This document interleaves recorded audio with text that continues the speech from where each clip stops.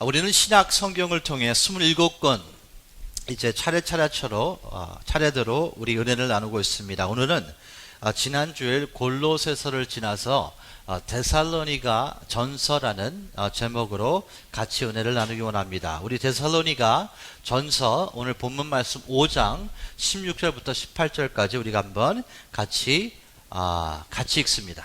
같이 읽죠. 시작. 항상 기뻐하라. 쉬지 말고 기도하라. 범사에 감사하라. 이는 그리스도 예수 안에서 너희를 향하신 하나님의 뜻이니라. 아멘. 질문으로 말씀을 시작하기 원합니다. 다음과 같은 질문에 손을 들어서 정답을 맞추는 분에게는 스타벅스 카드 우리 상품으로 드리는 시간을 갖기 원합니다. 예배 때 이렇게 상품 주는 교회는 OFC밖에 없는 것을 항상 기억해 주시고요. 자, 질문 드립니다. 신약 성경 순서를요, 마태복음부터 오늘 데살로니가 전서까지 한번 이렇게 쭉 외울 수 있는 분은 한번 손을 들으면 정답을 한번 도전해 보세요. 믿음은 용기가 필요합니다. 한번 도전해 보죠. 네. 우리 조현 집사님 자신이 있으신 것 같은데 한번 해보시겠습니까? You, talking about you 아닙니까? 네. 마태복음부터 데살로니가 전서까지 우리 한번 그러면 같이 해볼까요? 네. 같이 할 때는 틀려도 전혀 옆에 사람이 눈치를 못 채니까 괜찮습니다. 처음 마태, 마가, 누가, 요한, 사도행전, 로마서, 고린도 전서, 고린도 후서, 갈라디아서, 에베소서, 빌립보서, 골로새서, 데살로니가 전서. 예, 수고하셨습니다. 예, 저 권사님이 제일 잘하신 것 같아요. 그래서 권사님, 이거는 주최 측의 농간이 아닙니다. 예.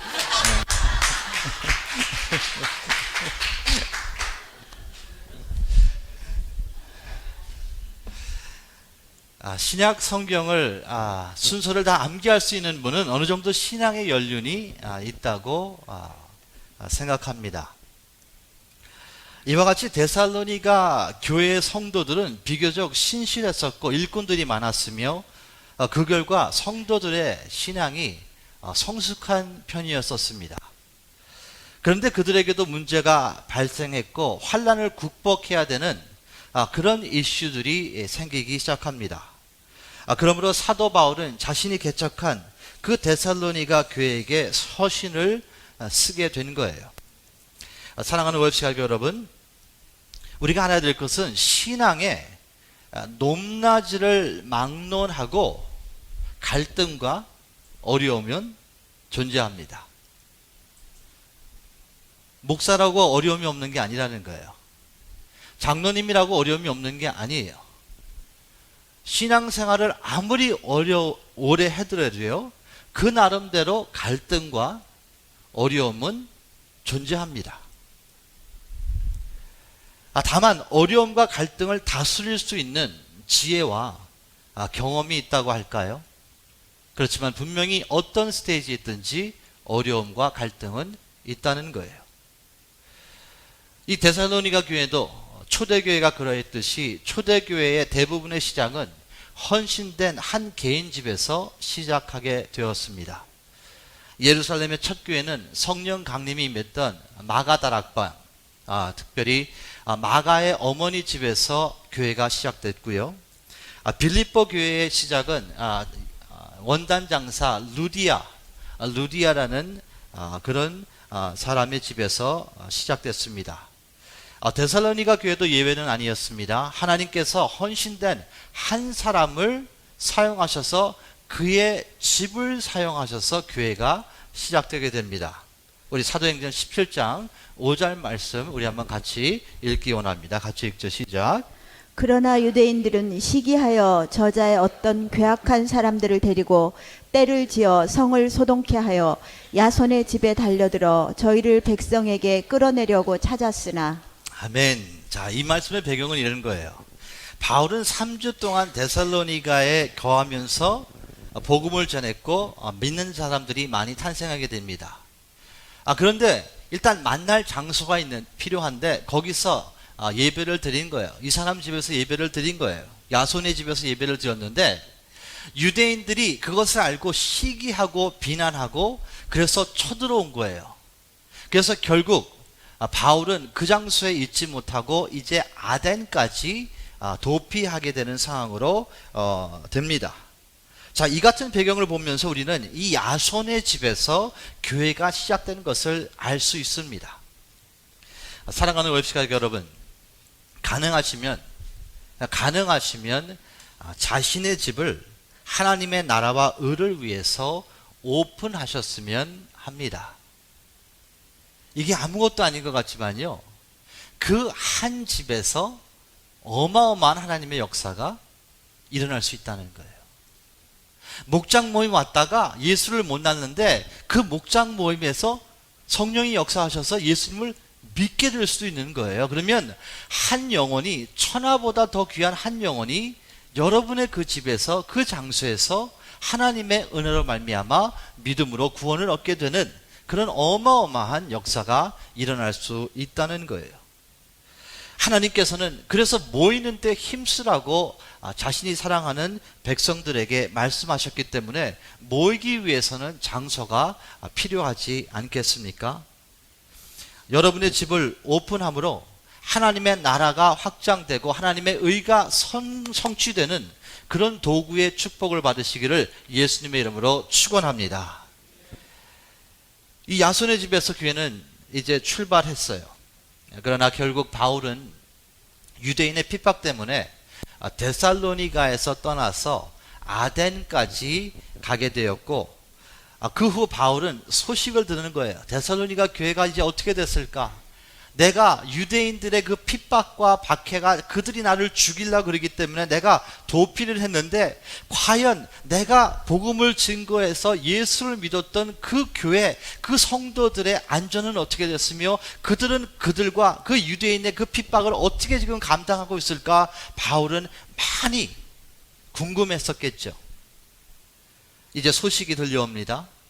그 소식은 뭐냐? 데살로니가 교회가 박해와 시련을 많이 받고 있다는 사실을 접하게 돼요. 물론 예상했던 것이지만 실제로 그 상황을 들었을 때는 바울의 마음은 찢어졌을 거예요. 근데 그런 상황에 바울이 가고 싶었어요. 데살로니가 교회 가서 같이 성도들이랑 같이 기도하고 같이 울고 같이 하나님의 능력을 바라면서 그들을 섬기기 원했어요. 그런데 가지 못하는 상황이 발생하게 됩니다. 근데 그 이유가 참 주목받을 만한 사항이에요. 성경은 이렇게 기록합니다. 데살로니가 전서 2장 17절과 18절에 가지 못하는 이유를 이렇게 설명합니다. 우리 두 구절 같이 한번 읽기 원합니다. 같이 읽죠. 시작. 형제들아, 우리가 잠시 너희를 떠난 것은 얼굴이요 마음은 아니니 너희 얼굴 보기를 열정으로 더욱 힘썼노라. 그러므로 나 바울은 한 번, 두 번 너희에게 가고자 하였으나 사단이 우리를 막았도다. 아멘. 데살로니가 교회로 가기를 원했는데 방해자가 있었는데 그 방해자가 누굽니까? 사단이라는 거예요. 성경학자들은 이 사단의 방해를 이렇게 추측해요. 바울이 건강 문제가 있었을 것이다. 아니면 유대인의 회방 때문에 못 갔을 것이다. 이렇게 추측을 하지만 성경은 그 원인에 대해서는 정확하게 설명하고 있지 않습니다. 그렇지만 우리가 알 수 있는 것은, 분명한 것은 하나님의 모든 사역을 가로막는 모든 요소는 사단이라는 거죠. 여러분, 교회 못 오게 하는 거 사단이에요. 여러분, 말씀 묵상 못하게 하는 거 사단이에요. 여러분, 기도 못하게 하는 거 사단이에요. 모든 하나님의 역사를 가로막는 그 세력은 악의 세력이 그 뒤에 있다는 것을 우리는 알아야 됩니다. 그래서 사도 바울은 오랜 사역을 통해서 나름대로 깨우치는 거고 경험한 것을 갖다가 믿는 사람들이 어떻게 싸워야 되는지를 에베소서 6장 11절과 12절에 선포합니다. 마귀의 괴계를 능히 대적하기 위하여 하나님의 전신갑주를 입어라. 12절 우리의 싸움에 대해서 설명합니다. 같이 읽죠. 시작. 우리의 씨름은 혈과 육에 대한 것이 아니요 정사와 권세와 이 어두움의 세상 주관자들과 하늘에 있는 악의 영들에게 대함이라. 아멘. 신앙생활 하면서 가장 평범하면서도 느끼지 못하고 지나가는 실수가 있습니다. 평범하다고 생각하고요. 노백딜이라고 생각하면서 그냥 지나가는 일들이 있어요. 그것은 뭐냐? 아군끼리 싸운다는 것이에요. 가족과 가족이 싸우고요. 성도와 성도가 싸운다는 거예요. 어쩌면은 너무나 우리가 이것을 많이 봐서 그냥 그런 거야. 교회는 그냥 그런 거야. 가정은 그냥 그랬어. 저 친구는 10년 전에도 그랬고 5년 전에도 그렇고 지금도 그냥 그러는 거야. 그냥 그렇게 사는 거야, 저 집은. 근데 그렇지 않다는 거예요. 악한 영에 속아서 아군끼리 싸우는 싸움에 어쩌면은 크리스천들이 가정에서 교회에서 너무 시간 소비를 많이 하고 있다는 것입니다. 가족과 성도는 싸움의 대상이 아니라 사랑의 대상이죠. 가족과 성도는 지탕의 대상이 아니고 섬김의 대상, 포옹의 대상인 것으로 믿습니다. 한 가지 더 예를 들어 드릴게요. 우리는요, 다윗과 골리앗의 스토리를 알고 있을 거예요. 다윗은 아버지의 심부름으로 음식을 가지고 전투에 나가 있는 형들에게 이제 가게 됩니다. 근데 전투에 나가서 형을 보는데 반갑잖아요. 그리고 아버지가 나를 보냈어. 그래가지고 이 먹을 것을 갖다 주래. 그래가지고 데이빗은 왔는데 첫 형이 그 데이빗을 보고 이런 말을 합니다. 그 말씀이 사무엘에 있습니다. 우리 한번 같이 사무엘상 17장 28절부터 30절까지 교독할게요. 장형, 그러니까 맏형이죠. 엘리압이 다윗이 사람들에게 하는 말을 들은지라 그가 다윗에게 노를 바라여 가로되 내가 어찌하여 이리로 내려왔느냐? 들에 있는 몇 양을 누게 맡겠느냐? 나는 내 교만과 내 마음의 완약함을 아노니 내가 전쟁을 구경하러 왔도다. 29절 시작. 다윗이 가로되 내가 무엇을 하였나이까? 어찌 이유가 없으리이까 하고 30절 같이 읽겠습니다. 시작. 돌이켜 다른 사람을 향하여 전과 같이 말하매 백성이 전과 같이 대답하니라. 아니, 아버지 심부름 왔는데 큰형이 보자마자 화를 내는 거예요. 너 일 안 하려고 왔지? 너 전쟁 구경하려고 왔지? 근데 거기에 반응에 다윗이 29절에 내가 무엇을 하였나이까? 형, 내가 뭐 했다고 그래? 어찌 내가 이유 없이 내가 왔겠어? 그러면서 돌이켜 다른 사람을 향하여 전과 같이 말하며 그러면서 형이랑 싸웠어요, 안 싸웠어요? 안 싸웠다는 거예요. 그리고 다른 방향으로 가서 다른 사람과 얘기를 합니다. 이게 왜 중요하냐면 다윗이 형과 싸웠으면요 골리앗과 싸울 수 있는 확률이 거의 없어요. 형이랑 막 붙으면 기분이 좋겠어요? 나쁘겠어요? 에이, 가자 말이야. 에이, 가자 말이야. 그러면 하나님의 뜻이 이루어집니까? 못 이루어집니까? 못 이루어진다는 거예요. 그래서 부부는 싸우면 둘 다 손해인 거예요. 가족끼리 다툼이 있으면 결국 온 가족이 손해가 되고, 교회에서 다툼이 있으면 결과적으로 싸우지 않는 사람이 있더라도 그 사람도 손해를 보게 된다는 거예요. 이게 영적인 원리입니다.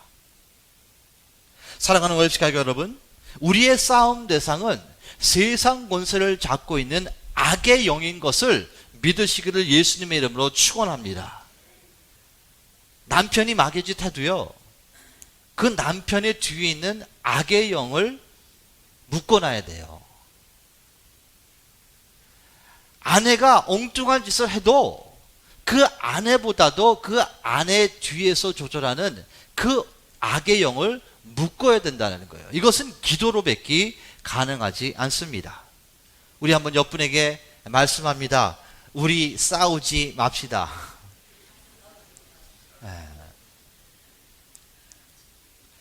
우리 싸우지 맙시다인데 가만히 있는 분들은 이 지금 싸우고 온 거야. 이게 싸우고 온 거야. 이거 싸우지 말라고 그러는데 이게 잘 안 되거든요. 사단의 방해로 데살로니가로 가지 못했던 바울은요, 이제 서신을 써서 자신의 영적인 아들인 디모데에게, 야, 내가 못 가니까 네가 대신해서 조금 가서 이 서신서를 전해줘. 자, 여기서 알 수 있는 것은 뭡니까?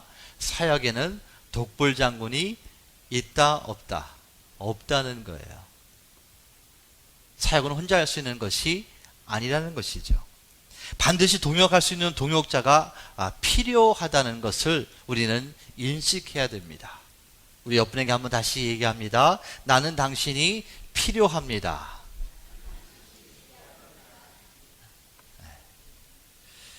하라는데 또 안 하시는 분은 이제 뭐가 좀 있는 거예요.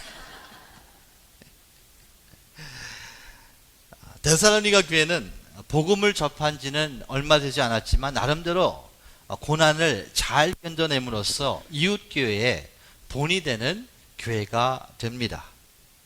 바울은 이 같은 상황을 소식으로 듣고 감사하면서요, 그들에게 격려의 편지를 쓰기 시작합니다. 데살로니가전서 1장 2절부터 7절까지 우리 한번 교독합니다. 우리가 너희 무리를 인하여 항상 하나님께 감사하고 기도할 때에 너희를 말함은 너희의 믿음의 역사와 사랑의 수고와 우리 주 예수 그리스도에 대한 소망의 인내를 우리 하나님 아버지 앞에서 쉬지 않고 기억함이니 하나님의 사랑하심을 받은 형제들아 너희를 택하심을 아노라. 이는 우리 복음이 말로만 너희에게 이른 것이 아니라 오직 능력과 성령과 큰 확신으로 된 것이니 우리가 너희 가운데서 너희를 위하여 어떠한 사람이 된 것은 너희 아는 바와 같으니라. 또 너희는 많은 환난 가운데서 성령의 기쁨으로 도를 받아 우리와 주를 본받는 자가 되었으니 그러므로 너희가 마게도냐와 아가야 모든 믿는 자의 본이 되었는지라. 아멘. 여기서 또 재미있는 것은요, 핍박이 강할수록 성도의 신앙의 그 뿌리는 깊어질 수 있는 확률이 사실 큽니다. 신앙이 안 자라는 이유를 만약에 자신을 봤을 때 그렇게 한번 점검을 한번 해보세요. 왜 안 자랄까 나는? 교회를 지금 10년, 20년, 30년을 다녔는데 나는 왜 신앙이 안 자랄까? 한번 분석을 해보세요. 왜 안 자란다고 생각하십니까? 왜 그럴까요? 고난이 없어서 안 자랄 수도 있고요. 여러 가지 이유가 있을 수 있죠. 아니, 고난을 내가 겪으면서 나의 신앙은 고난을 통해서 자랐는지 퇴보했는지 한번 생각해 보세요. 이 데살로니가 성도들은 고난을 어떻게 이겼는지 우리 한번 성령의 조명으로 한번 즈음업하기 원합니다. 이 데살로니가 성도들이 박해와 고난을 이길 수 있는 이유는요, 5절에 나와 있어요. 다시 한번 1장 5절 말씀 같이 한번 봉독합니다. 시작. 이는 우리 복음이 말로만 너희에게 이른 것이 아니라 오직 능력과 성령과 큰 확신으로 된 것이니 우리가 너희 가운데서 너희를 위하여 어떠한 사람이 된 것은 너희 아는 바와 같으니라. 아멘. 복음이 말로만 너에게 전해진 것이 아니라는 거예요. 오직 능력과 성령과 큰 확신으로 된 거기 때문에 고난과 박해와 환난에서 이겨나갈 수 있었다는 거예요. 자, 저번 주 큐티를 보면서 사도행전 16절을 저는 봅니다. 바울이 아시아로 복음을 전하기 원하는데 예수의 영 성령님께서 그쪽으로 가지 말라 그러고 마게도니아 유럽 쪽으로 향하라고 말하면서 환상을 보여주십니다. 그 말씀이 사도행전 16장 9절에 있어요. 같이 한번 읽죠. 시작.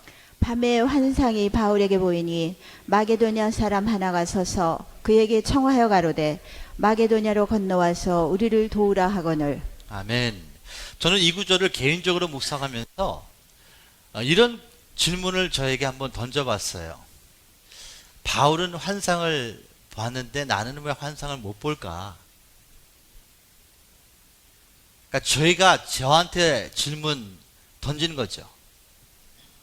근데 제 양심이 이런 대답을 하더라고요. 저한테. 너는 봐도 안 할 거잖아. 너는 들어도 순종 안 할 거잖아. 제 양심이 저한테 그렇게 얘기를 하는 거예요. 그러니까 안 보여주지.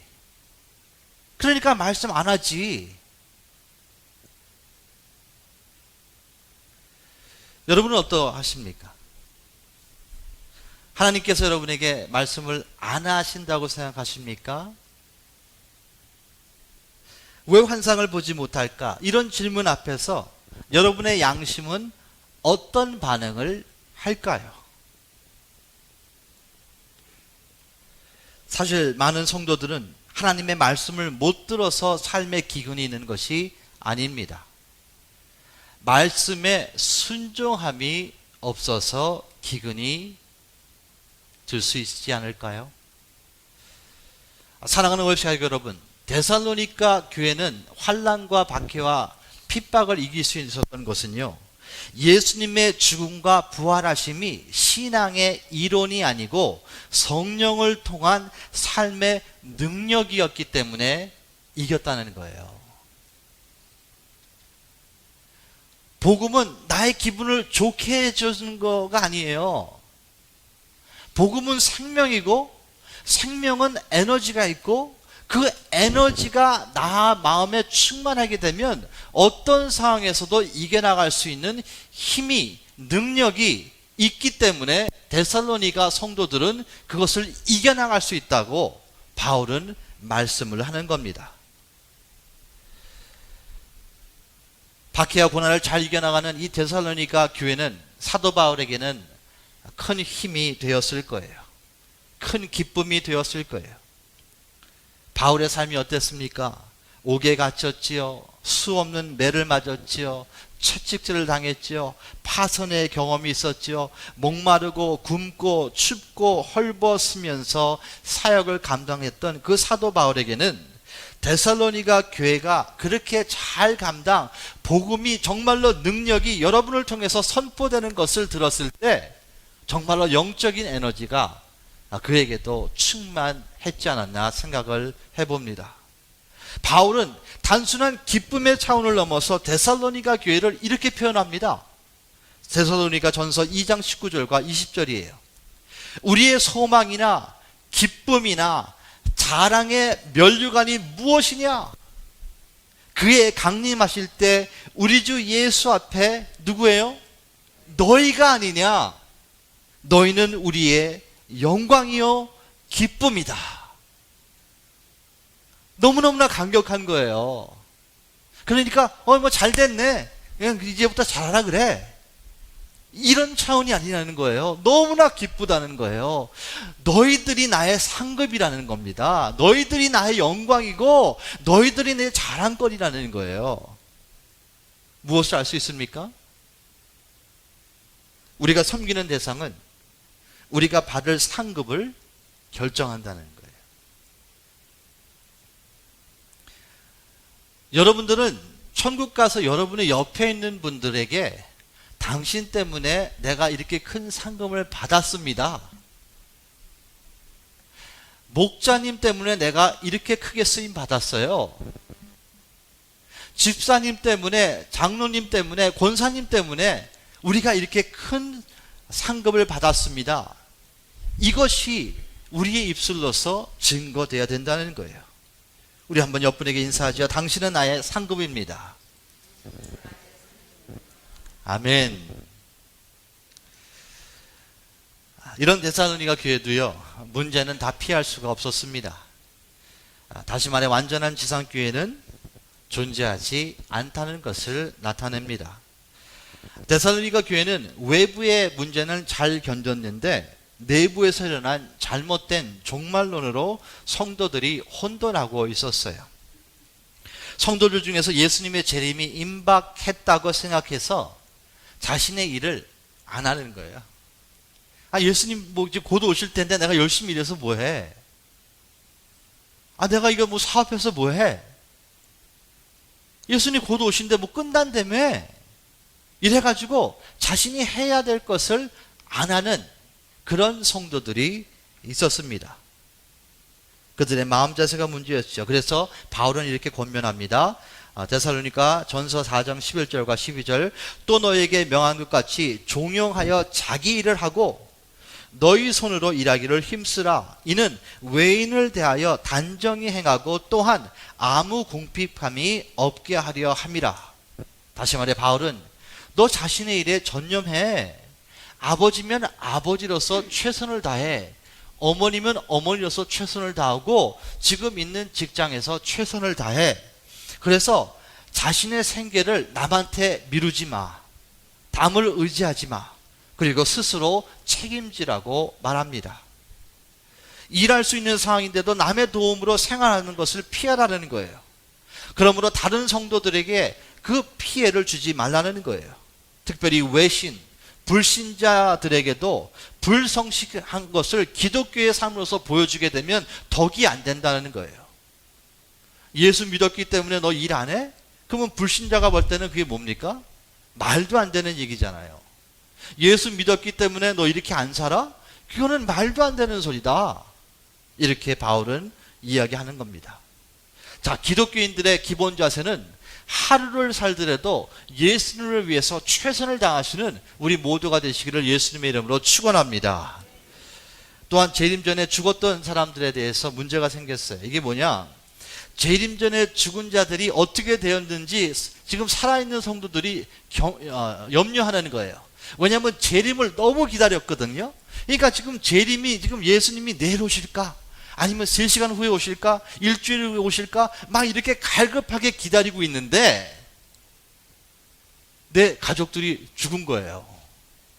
아니, 재림을 해서 예수님을 만나서 천국으로 같이 가야 되는데, 아니 그럼 죽은 사람들은 어떻게 된 거야?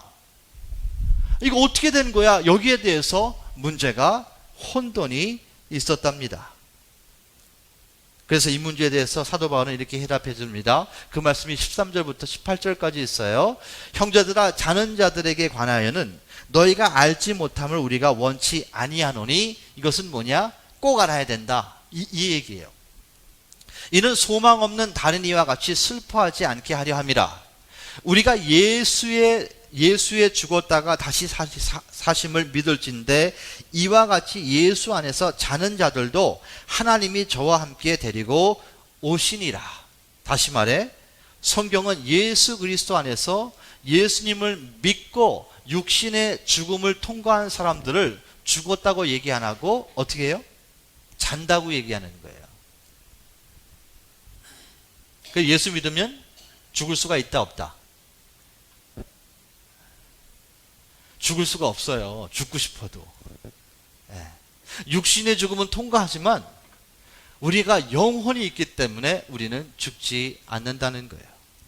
그리고 15절에 계속 이런 말씀합니다. 우리가 주의 말씀으로 너희에게 이것을 말하노니 주 강림하실 때까지는 우리 살아남은 자들도 자는 자보다 결단코 앞서지 못하리라. 주께서 호령과 천사장의 소리와 하나님의 나팔로 친히 하늘로 쫓아 강림하시리니 그리스도 안에서 죽은 자들이 먼저 일어나고. 그리스도 안에서 누가 먼저 일어나요? 먼저 죽은 자, 육신의 죽음을 통과한 사람들이 먼저 일어나고, 그 후에 우리 살아남은 자도 저희와 함께 구름 속으로 끌려 올라 공중에서 주를 영접하게 하시리니 그리하여 우리가 항상 주와 함께 있으리라. 그러므로 이 여러 말로 서로를 위로하라.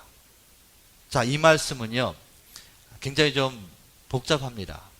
이게 여기 이제 휴거라는 것도 있고요. 끌려 올라간다는 그 의미가 이제 휴거거든요.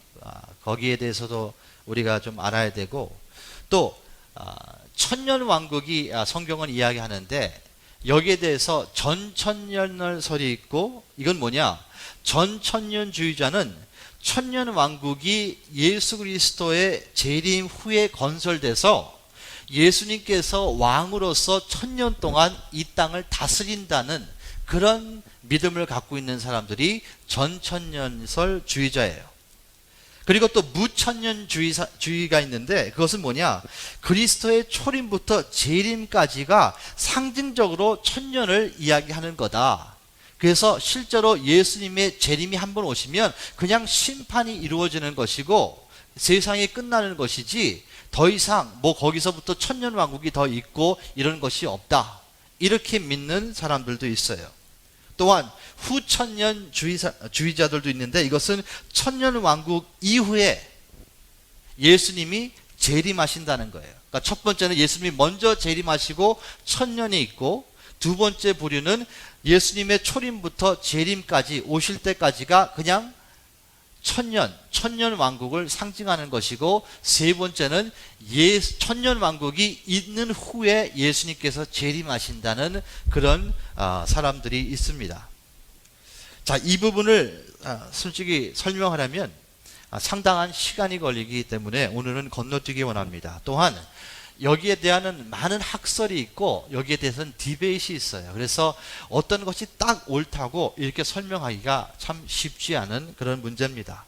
근데 여기서 우리가 핵심을 잡아야 되는 것은요, 본질은 무엇이냐? 예수님의 재림 시기는 아무도 모른다는 거예요. 잘 경청하세요. 어떤 단체든지 예수님의 정체성을 잘못 해석하거나 예수님의 재림 날짜를 선포하는 단체는 잘못된 단체입니다. 맨 처음부터는 그런 얘기 안 합니다. 어느 정도 이제 쑥 들어온 다음에 예수님의 정체성에 대해서 달리 얘기 시작하고, 그리고 극단적으로 가게 되면 예수님이 이제 마지막 종말이 몇 월 며칠 몇 년도다, 이렇게 자기가 선포해가지고 이제 굉장히 큰 사회의 문란을 일으키죠. 자, 예수님께서는 이렇게 말씀하셨어요. 마태복음 24장 33절부터 36절에 이와 같이 너희도 이 모든 일을 보고는 인자가 가까이 곧 문 앞에 이른 줄을 알라. 내가 진실로 너에게 말하노니 이 세대가 지나가기 전에 이 일이 다 이루어지라. 천지는 없어지겠으나 내 말은 없어지리 아니하리라. 이 36절로 한번 같이 읽죠. 시작. 그러나 그날과 그때는 아무도 모르나니 하늘의 천사들도 아들도 모르고 오직 아버지만 아시느니라. 아멘. 예수님의 말씀은 변경할 수 없는 파이널 판결인 거 인정하십니까? 예수님 말씀하신 거거든요. 예수님이 그날과 그때는 아무도 모른다. 천사들도 모른다. 아들도 몰라. 야, 나도 몰라. 근데 왜 네가 안다 그래? 이러는 거예요. 이게 아버지만 아시는 건데 왜 어떻게 네가 알아? 그러니까 이 날짜를 이야기하는 사람들은 일단 레드 플래그가 탁 뜨는 거예요.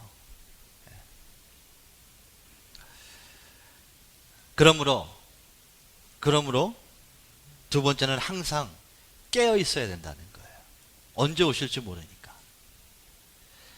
할례받은 마음으로 세상에 휩쓸리지 않고 하늘로 안테나를 세우며 말씀에 순종해야 된다는 거죠.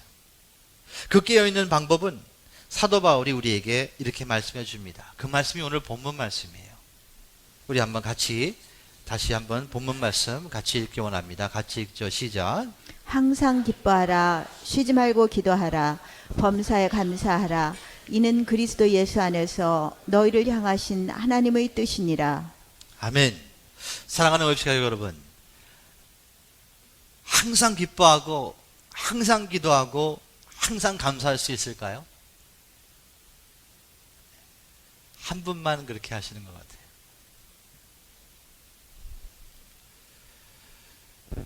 우리가 항상 그렇게 하면 성경은 하라고 그러지 않아요. 안 하니까 하라 그러는 거거든요. 근데 저는 개인적으로 이 기쁨, 기도, 감사는 영적인 선택이라고 생각해요. TV의 채널을 바꿀 수 있듯이요. 슬픔의 채널에서 기쁨으로 채널로 바꿀 수 있는 거 아십니까?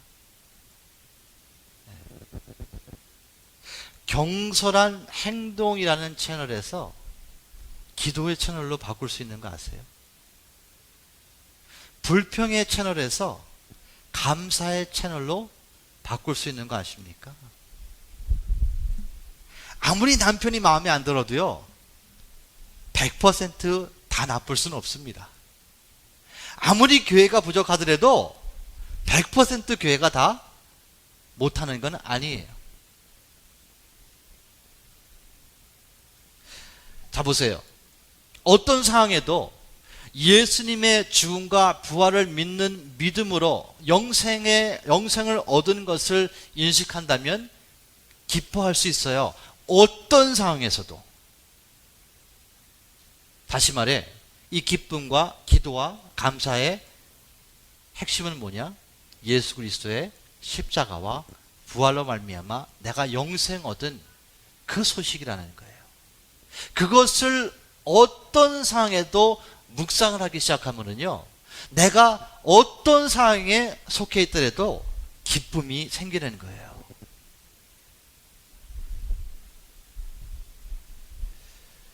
그리고 우리 주 예수님을 따라간다면 이 복음의 소식이 내 안에서 기쁨으로 운행된다면 예수님의 삶을 따라가게 되고 어떠한 상황에서도 경솔한 행동보다는 기도로서 먼저 나가게 돼 있다는 거예요.